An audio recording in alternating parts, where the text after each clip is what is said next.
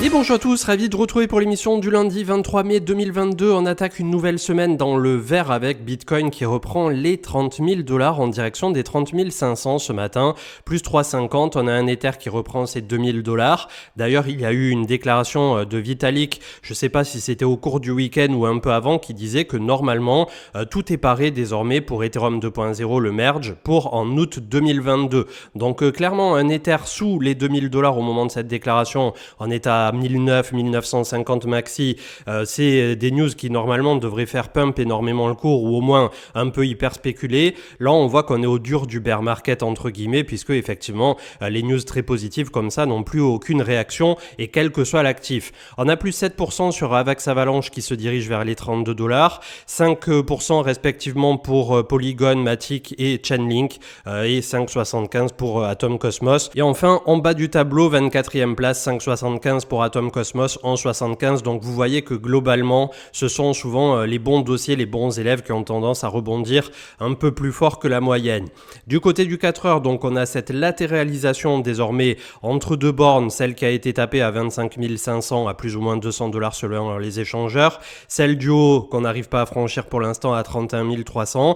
Donc ça nous fait un petit range qui est pas mal cloisonné. Si on fait abstraction de la mèche, l'ancien support des 28 000 et des brouettes et tout simplement les 31 500 comme je viens de vous dire. Donc là, pour le moment, ce lundi matin, on a les futurs qui ont une réaction plutôt positive aux États-Unis, notamment suite à une déclaration de Joe Biden par rapport tout simplement au commerce international vis-à-vis de la Chine. Donc est-ce que pour une fois sur cette fin de mois de mai, on va avoir une semaine dans le vert? On croise les doigts puisque hier, on a effectivement clôturé pour la 8e semaine de baisse consécutive au niveau du marché crypto.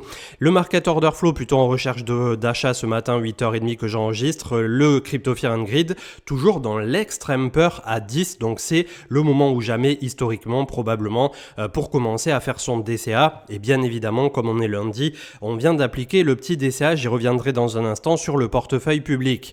Bob Lucas qui met en avant qu'on est arrivé au terme du comptage de bougies ici sur la fin d'un cycle quand on a eu la capitulation autour de la mi-mai, petite contraction pour l'instant, va-t-on repartir en direction donc de la zone de cassure autour des 35 à 38 000 $? Voilà, c'est la question. Ça nous ferait un peu d'air et un joli rallye pour les crypto-monnaies dans leur ensemble de revoir un Bitcoin comme ça reprendre une vingtaine de pourcents et les alt qui reprendraient 20, 30, 40%. Mais pour l'instant, on n'en est pas là, donc on va attendre tout simplement, notamment cet après-midi, que réouvre le marché américain. Charlie Bilelio qui met en avant toujours pareil les drawdowns au niveau du marché américain et le SP500 qui depuis 1928 a eu en moyenne une année de bear market tous les 4 ans. Donc finalement, il vaut mieux être bull sur les marchés, dont le marché US, puisque 3 fois sur 4, vous aurez raison et le marché montera. Et ensuite, certes, pour l'année de bear market actée, c'est là où ceux qui sont rentrés le plus tardivement, en tout cas au niveau du bull run, subiront tout simplement cette perte pendant un an. C'est un peu ce qui s'est passé au niveau du marché crypto. Donc c'est des statistiques et des datas qui sont très intéressantes. Après, est-ce que petit à petit, les marchés ne sont pas en train de changer? Ça, c'est une autre histoire. On a le Confluence Model qui met en avant, selon Plan C, actuellement un prix qui serait autour de 27 à 29 000 $. Donc globalement, peu importe comment on le prend, je pense qu'il y a beaucoup de modèles, beaucoup de floor price qui vont dans ce sens, d'avoir au plus bas un prix entre 20 et 23 000 $ pour un Bitcoin actuellement, y compris au niveau du coût électrique, et au plus haut entre 25 et 30 000 $. Donc toute cette fourchette pour nous, désormais, cette maxi box entre 20 000 et 25-30 000, si on fait un range un peu élargi, est très intéressant, je suppose, pour du long terme. L'info donc qui est sortie et qui confirmerait que la transition Ethereum 2.0 serait faite sur la fin d'été, donc on va se laisser une petite fenêtre supplémentaire à l'automne 2022. Donc j'espère bien évidemment que ça va finir par aboutir sur les dates qui sont citées, ce qui pourrait donner là aussi à l'automne en particulier un méga coup de fouet à l'intégralité du marché. Julien Bouteloup qui prévoit d'investir plus de 2 millions dans l'écosystème Elrond sur 6 mois. Donc ça est intéressant en ce moment de voir comme ça comment les acteurs qui sont professionnalisés, puisque c'est son cas avec notamment Blackpool et d'autres entités comme StakeDAO, mais pas que, de voir comment ils se répartissent effectivement du côté des différentes blockchains. Et c'est vrai que Elrond ne s'est jamais endormi sur ses lauriers à aucun moment et il y a beaucoup de choses qui se passent sur cette blockchain. Donc c'est quelque chose à surveiller, je pense, au travers travers du temps et qui pourrait revenir très fort derrière avec des nouveautés et notamment tout ce qui avait pas forcément super bien marché, notamment le DEX sur la fin du dernier bull run. Le calendrier avec Dan Crypto, des chiffres aux États-Unis, les CPI et les FOMC, donc on va voir ce que ça donnera, mais on voit que c'est giga chargé jusqu'à la fin d'année. À chaque itération, on peut avoir le marché qui tout simplement pricera ou non les chiffres qui sortiront. Dans tous les cas, comme je vous disais précédemment, je pars du principe que quand ils vont constater que ça va trop loin, notamment sur le SP500, le Nasdaq et tout ça, il y aura un recul, un pas en arrière de la part de la Fed qui probablement dira soit ils ajusteront les taux légèrement à la baisse, soit ils garderont la roadmap au niveau des taux et potentiellement ils réimprimeront un peu de billets. Rappelons-le, notamment par rapport à la Chine, c'était une déclaration qui est parue la semaine dernière, ils vont imprimer pour leur part 5300 milliards pour abreuver leur économie. C'est pour ça qu'il y a eu aussi un méga rebond du côté des actions du côté asiatique. Le bull flag pour le silver, donc après un énorme rounding ici, quelque chose d'assez conséquent puisqu'on remonte à 2011, on est en mensuel au niveau des bougies, on pourrait effectivement être à l'aube de quelque chose de conséquent. C'est aussi une figure qui se dessine sur le gold depuis pas mal de temps. Alors ça fait pas exactement la même figure, mais on a eu une contraction qui a pris comme ça des années et des années. Est-ce qu'on va avoir un bull run du côté des métaux précieux? Voilà, rien n'est moins sûr, mais c'est quelque chose à surveiller puisque pour un fonds de portefeuille, comme je dis souvent, pour bétonner, ça peut être intéressant.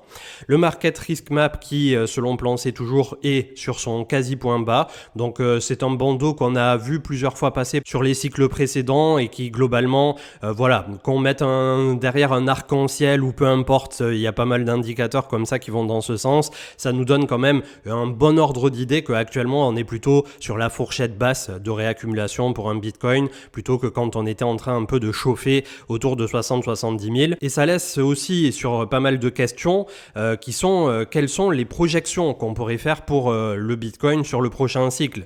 Et c'est une réflexion que je vous ai proposée hier donc sur Twitter au travers de ces quelques posts. Et tout simplement en appliquant régulièrement le même diminishing return, c'est-à-dire au niveau de la division du multiplicateur qui est appliqué sur chaque bull run. En gros, pour faire plus simple, parce que là je viens probablement de parler dans une langue que vous comprendrez à moitié, chaque cycle a tendance à la fois à s'écraser en volatilité. Donc par exemple, là le dernier cycle, on a fait x23 sur Bitcoin. On a fait de $3 000 à $69 000. Le prochain cycle, on peut résolument penser qu'on ne fera que x5 ou que x10. Et en général, on a un delta négatif lissé au travers du temps qui est de, on va dire, divisé par 4 ou divisé par 5. Également, les cycles ont tendance à petit avoir une certaine expansion en durée, en jours. Donc c'est quelque chose à observer. Toujours est-il, si je me base sur ces chiffres hautement théoriques, je ne suis pas en train de faire du Nostradamus ou quoi que ce soit, admettons que le point bas soit 25 ou même $20 000 sur ce cycle sur 2022, là, ce qu'on est en train de vivre. Le point haut, en faisant une simple multiplication de x4, x5, pourrait se trouver par la suite entre 100 et 125 000 $, hors hype, c'est-à-dire ça peut très bien monter à 150, 200 000 si tout s'emballe d'un seul coup. Mais voilà, je préfère me baser vraiment sur des chiffres qui seront, on va dire, peu optimistes, voire normaux, entre guillemets, normalisés. Alors ça peut paraître peu quand on dit x4, x5 sur le BTC, puisque si on applique toujours cette division au travers des prochains cycles, à la fin on aurait un BTC qui serait quasiment stable et on aurait les altcoins qui petit à petit suivront la même voie. Le truc c'est que si on vise un développement de l'écosystème tel qu'il a l'air d'en avoir pris la voie jusqu'à présent, c'est-à-dire un Bitcoin qui aura de moins en moins de parts de marché, notamment avec pourquoi pas sur le prochain cycle ou le cycle encore d'après, une Bitcoin dominance qui viendrait à 5, 10, 15% et un Ethereum qui lui draguera toujours plus de ressources et toujours plus de capitalisation, pas forcément que sur Ethereum mais dans l'ensemble de l'écosystème qui l'englobe, on pourrait effectivement avoir quelque chose comme ça, un Bitcoin qui ne monterait plus si haut, qui serait autour de 100, 150 000 $, même dans 2 cycles, et les altcoins qui prendront beaucoup plus de parts de marché. Donc c'était ça à peu près la réflexion. Et une personne bien évidemment a demandé de faire la même gymnastique du côté de Ethereum. Et si on prend en considération que le point bas de ce 2022, de ce bear market, serait entre 1400 qui représente l'ancienne ATH. Donc pour l'instant, on n'y est pas revenu, et 1700 qu'on a encore retouché récemment. On aurait une target toujours en appliquant la même multiplication qui serait sous 24 à 36 mois entre 10 à 20 000 dollars à peu près sur Ether, donc une moyenne autour de 15 000 dollars pour un Ethereum. Quelque part aussi, n'oublions pas que Ether, c'était son premier cycle, c'est-à-dire le bear market qu'on a traversé en 2017-2018 pour Ethereum où il a pris moins 95%, c'était le premier cycle. Donc ce cycle-là, il y a une personne qui disait à juste titre, on a pas mal débattu dans les commentaires, applique la même multiplication que ce qu'a fait le Bitcoin au dernier, c'est-à-dire moins 85%.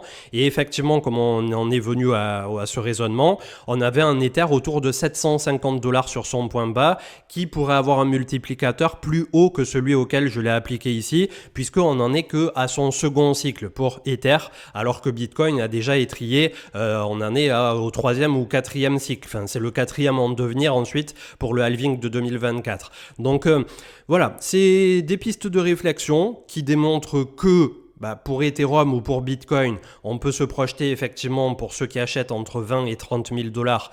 Les plus pessimistes diront 15 000 dollars sur Bitcoin, sur un x4 à x5 pour le cycle suivant. Et sur Ethereum, on peut viser également, je suppose, dans ces eaux-là. Quand bien même on reviendrait à 700 ou 1000 dollars un jour pour un Ethereum, ce qui voudrait dire que Bitcoin est passé lui-même sous les 20 000 dollars, on peut viser effectivement, je suppose, si sur ce cycle on était autour de 5 000, à minima les 10 000 dollars sur Ethereum. Vous voyez un peu la physionomie. Donc ça fera un x 10 si on était autour de 1000 dollars en point bas du côté de Ethereum.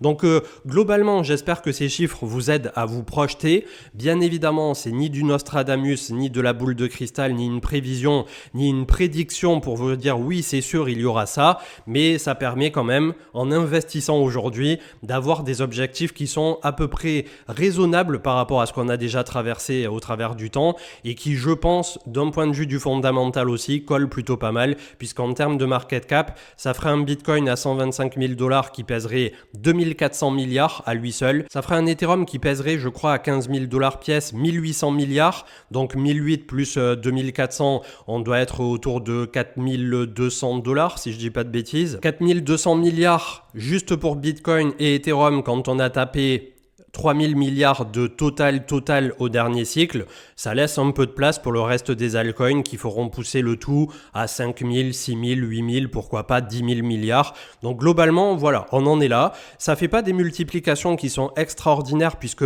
on va attaquer dans quelques instants l'analyse technique. On est à 1300 et quelques milliards ce matin. Mais pour moi, c'est des objectifs qui sont réalistes et raisonnables. Si après, on va beaucoup plus loin et qu'on tape le market cap du gold à 15 000 milliards, c'est encore mieux pour nous tous et pour nos portefeuilles bien évidemment. Il y aura de nouveau ceux qui seront rentrés maintenant, qui prendront les belles vacances au soleil et la femme et les gosses et la maison et la belle voiture au prochain cycle bien évidemment. Mais en attendant, voilà, il faut toujours garder la tête froide, les pieds sur terre, c'est exactement ce qu'on fait au quotidien sur la chaîne et on essaie d'avancer résolument de façon tout à fait pragmatique et simplement sans se mettre ni des œillères quand ça baisse beaucoup et ni de viser complètement la lune quand ça monte puisque il faut savoir aussi souvent se payer. On se paiera toujours un peu trop tôt, mais derrière, comme disait Warren Buffett, c'est en sortant toujours trop tôt que j'ai fini par devenir riche. Donc je suppose que ça fonctionne plutôt pas mal. 8 semaines de baisse sur Bitcoin, donc ça a été acté et c'est assez dingue. On a effectivement Kyung-Ju qui mettait en avant que on aurait le bull run au niveau de la finance et des institutions, au niveau du BTC qui pourrait être drivé tout simplement par les compagnies énergétiques. Et c'est exactement ce qu'on a eu hier d'ailleurs en sujet au niveau du JT à 20h sur TF1 en France. Effectivement, ils ont parlé du Bitcoin. Alors immédiatement, ça commence un peu, de façon, on va dire, accrocheuse, pour ne pas dire putaclic entre guillemets, en disant oui, le Bitcoin a encore perdu 50%, regardez, il devait être la réserve de valeur de l'Internet, blablabla. Globalement, voilà, ça se gosse à la télé que tout est en train de se casser la gueule. Mais quand Netflix perd 80% de sa valeur, bizarrement, ils n'en parlent pas. Donc je sais pas ce qu'ils font à ce moment-là, les journalistes. Et globalement, là pour le Bitcoin en particulier, ça a switché ensuite sur le côté énergétique. Alors comme d'habitude, ils ont tartiné en disant regardez ça consomme, mais finalement ils sont allés un peu plus loin quand même pour du média aussi mainstream que TF1 et le JT de 20h, en allant dans les fermes de mining au Texas, et on peut constater que c'est en train de se développer comme des champignons là-bas, et il y a une ville en particulier où il y a des gigafermes et tout ça, celle où Elon Musk et Cathie Wood et bien d'autres sont en train, je suppose, par des parts de marché un peu dérivées, d'investir massivement. Et globalement, on a également, il le montrait au cours du reportage, face à face, la Chine qui a déménagé aussi pas mal de fermes là-bas. Ils ont dit oui, les Chinois, on les a vus arriver et tout ça, ils ont ouvert un parc géant juste en face de nous. Donc il y a un pôle énorme de mining au Texas, ça c'était la première chose. Et deuxièmement, ils ont quand même montré sur la fin du reportage, et j'ai trouvé ça plutôt cool du coup, de ne pas juste dire oui ça consomme, des personnes et des sociétés aux États-Unis qui sont en train, notamment, je sais pas si c'était Riot, de mettre en place du mining qui serait un peu plus éco-friendly, notamment en réduisant l'impact et la consommation, en plongeant directement dans des bacs, je suppose, d'huile ou on va dire de liquide minéral, les cartes graphiques pour essayer après de récolter la chaleur, etc., de faire un circuit un peu plus clos. Et à la fin, toute fin du reportage, ça clôturait sur le fait qu'il y a aussi, comme on est au Texas, toujours on va dire la recherche de l'or noir avec les puits de pétrole parfois centenaires et tout ça qui sont toujours en fonction et sur lesquels ils vont réussir à récolter plutôt que de faire partir dans l'atmosphère le gaz comme ça qu'on voit brûler au-dessus de ces instruments, je sais pas comment on les nomme, qui récoltent le pétrole. On voit souvent cette giga flamme en haut de la petite cheminée comme ça et derrière le truc qui fait ce mouvement mécanique qui petit à petit est en train d'extraire l'or noir et ils vont récolter aussi ce gaz pour alimenter derrière et le transformer en électricité. Donc c'est très très intéressant et ça corrobore très bien aussi ce que mettait en avant ici Kyung-Ju, que le prix du BTC a eu beau chuter de 56% depuis novembre 2021, le hash rate lui est monté de 75%. Donc les mineurs sont plus au taquet que jamais, c'est clair et net. Et quand on voit l'engouement qu'il y a notamment comme ça aux États-Unis, voilà, je pense que plus que jamais,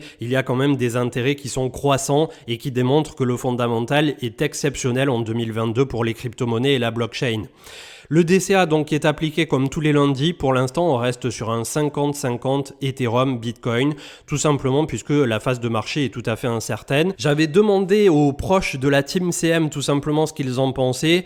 Quasi tout le monde a répondu à l'unanimité que pour l'instant, il valait mieux pas ne proposer d'autres altcoins parce que moi, j'étais chaud direct pour vous proposer dès cette semaine un peu de Polkadot, un peu de Matic ou des trucs comme ça. Pour l'instant, on va suivre le plan, c'est-à-dire on bétonne le fond du portefeuille avec du Bitcoin et de l'Ethereum qui sont les deux qui seront à ce jour les moins risqués. Donc le but aussi quand on applique un portefeuille DCA et encore plus pour moi un portefeuille public comme ça, c'est de mener la barque à bon terme et tout simplement sur plusieurs mois, plusieurs trimestres, voire plusieurs semestres, avoir un portefeuille qui est dans le vert à l'arrivée. Ça sera pas le portefeuille qui performera le plus, ça sera celui sur lequel, en rentrant comme ça sur une épargne programmée sur le marché crypto, on a de grandes probabilités effectivement d'en tirer un excédentaire positif. Après, effectivement, on rajoutera petit à petit au cours de l'été des alts qui sont porteurs. Et là, j'essaierai peut-être de faire deux branches avec celui qui suivra que Bitcoin et Ethereum pendant l'intégralité de ce DCA et peut-être un autre comme ça sur lequel on alimentera une partie de risque en plus avec des altcoins.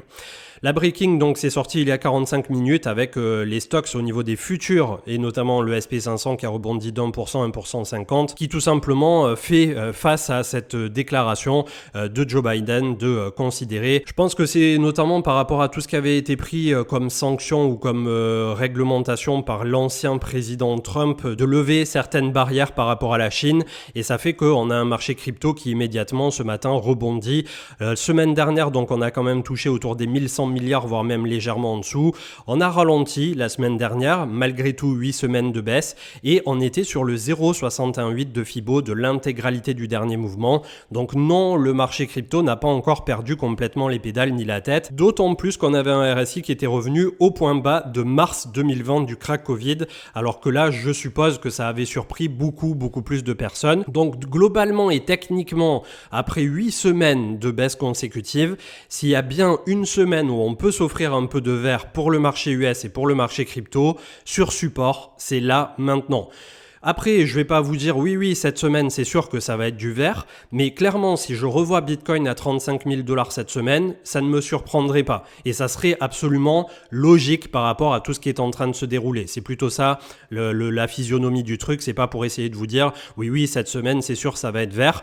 Il y a de quoi être positif pour cette semaine. J'espère, comme d'habitude, qu'on va pas nous la foutre à l'envers. Mais en attendant, on a bel et bien un futur ici au niveau du marché US qui est à 1,33% en positif. Le SP500, le Nasdaq qui était là aussi sur un Fibo 0,382 pour le SP500, 3900 points à la clôture, et le Nasdaq qui était juste autour du 0,5 avec le 0,68 en ligne de mire à 10 600, 700 juste en dessous et la moyenne mobile 200. Donc petit à petit, on a un marché US qui est survendu en hebdomadaire, ça ne va pas durer indéfiniment. On a le dollar, on va le voir dans quelques instants, qui est en train de chuter également, qui a bel et bien trouvé son point haut autour de 105 sur le DXY. Donc ça fait pas mal d'étoiles qui sont en train de se réajuster en notre faveur. On laisse passer l'été potentiellement, on fait le tampon, ça continue un peu comme ça de mijoter, et pourquoi pas avoir un automne qui sera un peu plus positif, c'est ce que je vise depuis quelques semaines.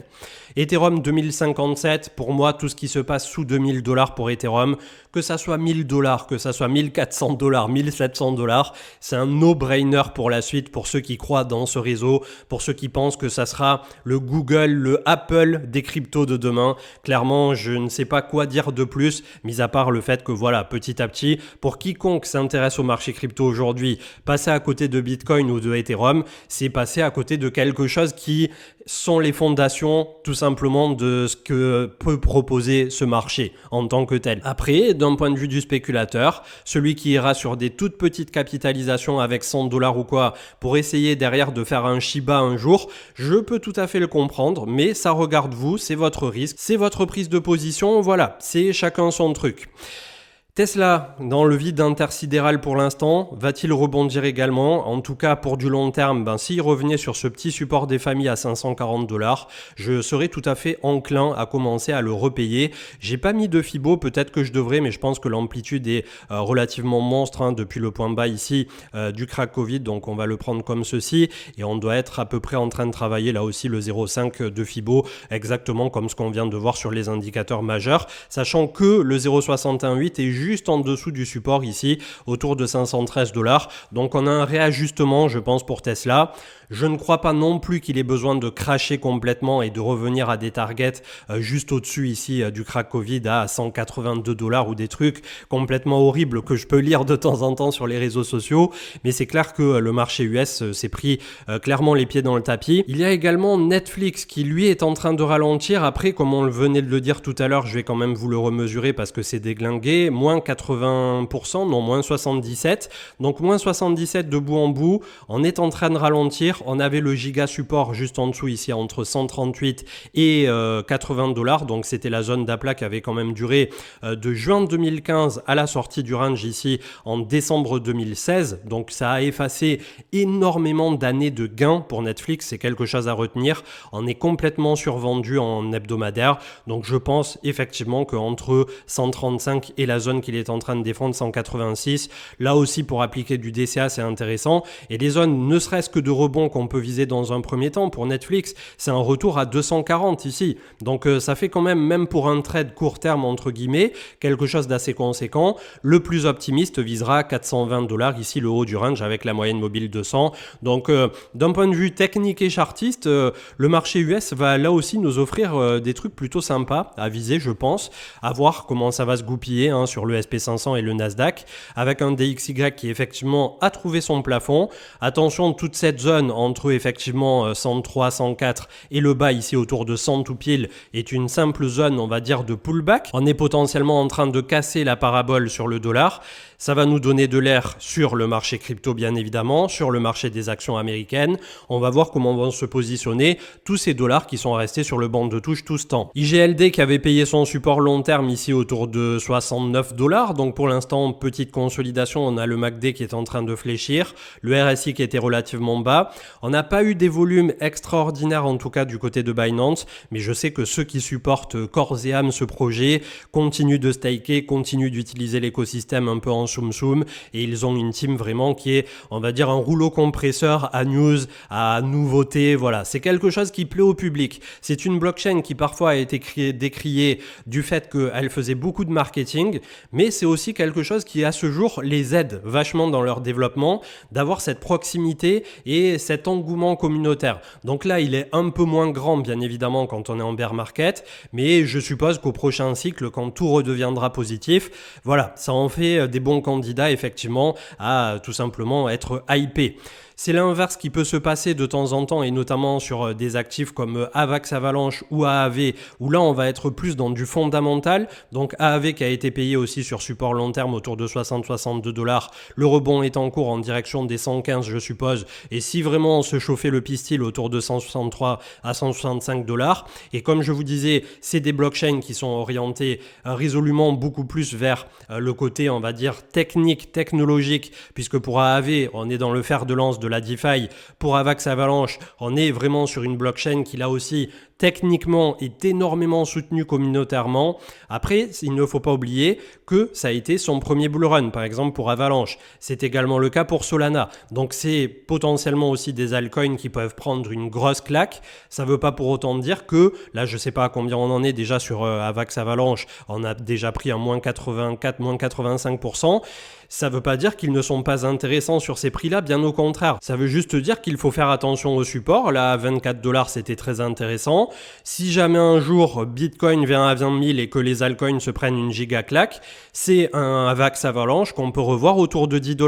Et là, ça serait extraordinaire parce qu'on serait probablement sur le moins 90% des familles ou un truc comme ça, moins 93 à moins 94%. Donc en gros, il serait traité de la même manière qu'avait été traité, on va dire, un Ethereum à l'époque sur le cycle de 2018. C'est pas pour autant qu'à 10 $ Avax, d'un seul coup, ça deviendrait une mauvaise blockchain ou quoi que ce soit, ou qu'il y aurait moins de développeurs, moins d'engouement. C'est juste que c'est des phases où tout est vendu n'importe comment, à n'importe quel prix.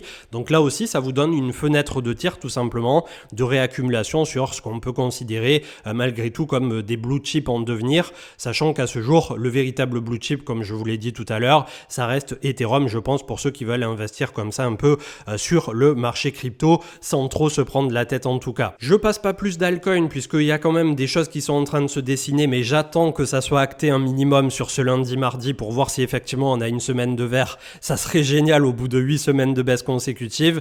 On a un BLX qui a clôturé hier 32 263. On va voir là aussi comment ça va se passer, mais probablement qu'on est en train de ralentir et que ce tampon estival nous permettra de poser le point bas de marché.